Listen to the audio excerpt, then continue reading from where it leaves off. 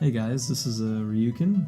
Welcome to my daily series where I basically just sculpt whatever's on my mind, what I want to improve on, and yeah, just go through my thoughts on, the sculpt. So yeah, let's get started. Okay, so to start with, when I began this sculpt, I wanted to really get into sort of the mindset, because I'm pretty new at, fairly new at trying to get realistic results in a sculpt. So what I essentially wanted to do here was start with basic shapes. So with the hand, for instance, the wrist is technically just it's a squashed cylinder. The hand is more of a... It's a squashed apricot. Yeah, it's a squashed apricot, basically. Yeah. Hand is more, it has a squarish shape if you look at it, and then a little protrusion on the side for the thumb. Oh, that thing. And then the fingers, they're kind of like French fries, like really thick French fries, basically. Rectangular, long, fairly thin, but padding. French fries, yeah. French fries. Yeah, that's, always, I think you need to try to simplify as much as you can to I think, the most basic. Yeah, start level. with very simple shapes, and then when complexity comes into it, you come from a very strong base. Yeah. With the palm, you want to at least put when you're sculpting, you want to put in landmarks so you know later on where you have to add detail and volume and where your proportions are. So let's see here. Basically, what I'm trying to do is get the curvature of where the thumb comes out, and then try to figure out the silhouette more than anything. So, which makes sense, yeah. Yeah, so there's very subtle change, with the hand especially, there's very subtle changes in where things protrude, and then when, they wrap around, say, to the wrist from the, middle finger, the little finger, yeah. Yeah, so you're basically blocking out the padding, the padding, especially, pads, the volume of that. Yeah, and then here, I'm just trying to add where there's going to be the bony landmarks. So for the hand, the bony landmarks would be mostly on the back of the hand, and then where there's where the fatty tissue would be, settled on. Mm-hmm. Yeah, and then obviously here you have to round out the fingers, because you don't want them to be French fries forever. Yeah, and this was a practice, right? You did. Yeah, I did one before. Didn't come out as good as this one, but and especially for fingers, I've been looking around. There are other ways to do fingers better, more easily than what I did here. Putting in the rectangular shapes. Because another method I've thought of now is to make one finger that make one finger that looks like a finger, and then just replicate that instead of doing every single one over repeatedly. Yeah, which makes sense. You have to think. You need to break things up into repetitive pieces, because it makes it easier in terms of workflow. Exactly. But so you were basically trying to learn, and obviously I think the key to how you go about doing organic shapes is you just figure out the best way to do that, and then keep repeating that method until you're a lot better at it. Yeah, you have to practice. I think this isn't gonna be the only hand I ever make. You have to keep doing it over and over until it's muscle memory, basically. I'm gonna do this for every part that I'm gonna be doing. I wanted to start with the most complex parts to start, just so I have experience with them, instead of start with the arm and then go up to the hand. You just do the hand first. It's really complex, but once you know how to do it, then you're there. Then you've got it, basically. Yeah, I think the important thing as well is, you're never gonna get things right the first time. Exactly. It never happens. I mean, there are a few times. Yeah, because looking back on this one now, there are a lot of things I could have done differently. It's pretty accurate, but there's a lot more things I could have done better, more quickly, and more accurately. Yeah, definitely.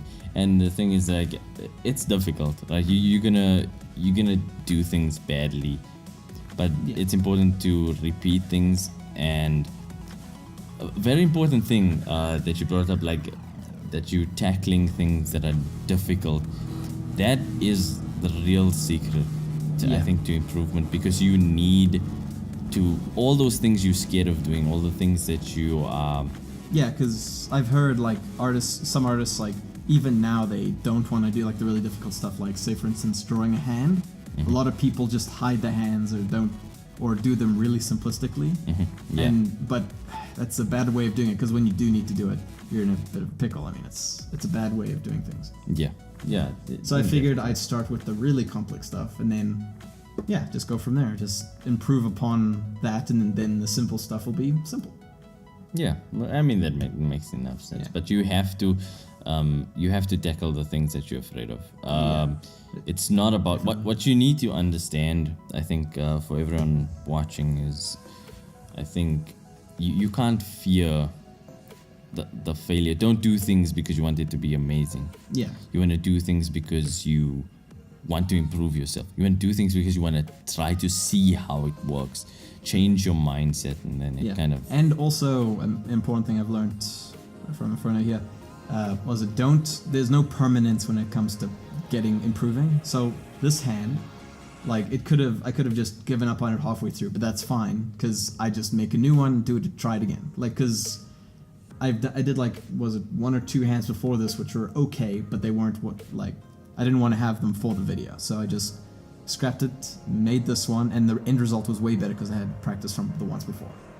Yeah, that is so true. Because the previous ones, the thumb was it always looked like a toe basically. So I wanted to improve upon that a bit, get the fingers like so for instance the positions of the fingers. One thing I could have improved upon was get them in the right position before I added subdivision levels, because it's a lot harder to deal with the position and all that when they're subdivided. It's a lot hard, there's more pixels you have to move and it gets messy. It gets that warped feeling. You don't want that.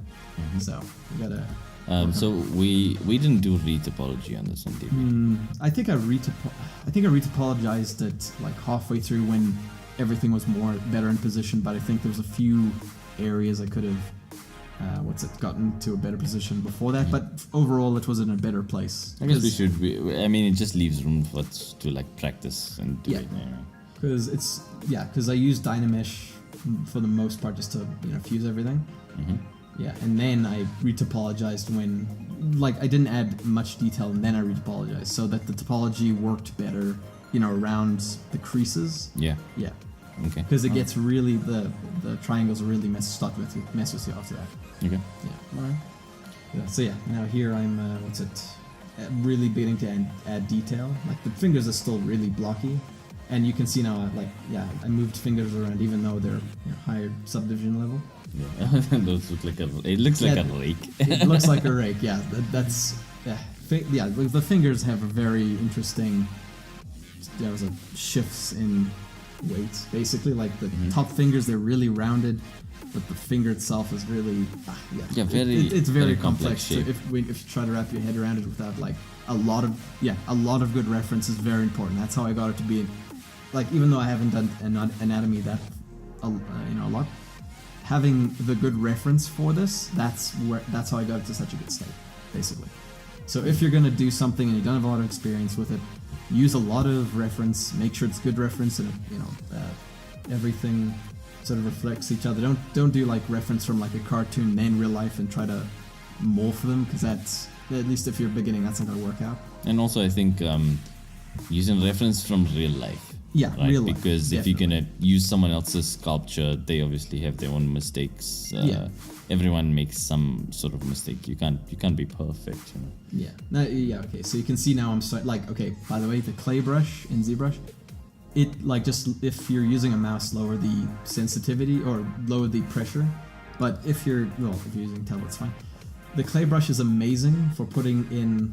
Okay, I'm using clay tubes, but then I move on to clay brush, just the normal clay brush. It is fantastic for adding these fat, the meaty pads on your fingers. It really helps blend in and add volume to the fingers. Okay. Do you actually use the clay brush for the pads on the hands? I started using them more for the palm especially, but the fingers, if you want it to look realistic, it really helps with that. I'm sure Okay. there's like specialized brushes you can find online, Mhm. but if you're just starting in ZBrush, then it's a great tool for organic human, like, yeah. I mean, obviously, I think working with the tools that you have first, if you can, Yeah. because an artist isn't basically made by his tools, right? Yeah, you can do a lot with a little, like in Yeah. ZBrush, especially using standard brush, was it the dim brush and clay tubes. You can go very far with that. Yeah, yeah. And when you start to specialize in like hard surface and like mechanical details, then you can look for like the more specialized brushes which add on detail. But otherwise, just start out simple, see what happens. Yeah, yeah. Okay. You'll have to tweak, like you'll see with the clay build-up brush. The default alpha is very harsh.